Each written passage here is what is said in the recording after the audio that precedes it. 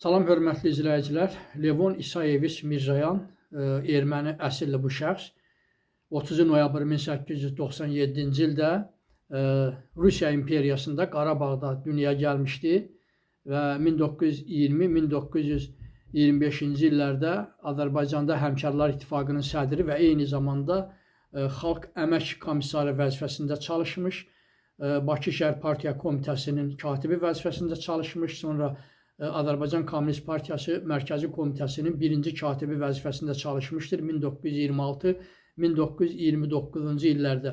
O bu vəzifədə Ruhullah Axundovu əvəzə etmiş, yəni Azərbaycanda Mərkəzi Komitənin birinci katibi vəzifəsindən getdikdən sonra isə onun yerinə Nikolay Çikalov gəlmişdir.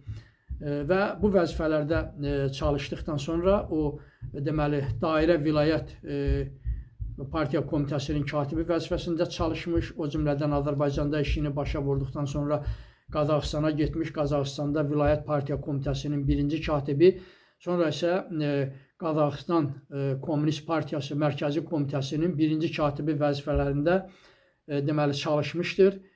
1939-cu ildə deməli 26 fevralda həbs olunmuş, Lefertovo həbsxanasında güllələnmişdi. 1958-ci ildə bəraət almışdı. Çox sağ olun, kanalıma abunə olmağı unutmayın.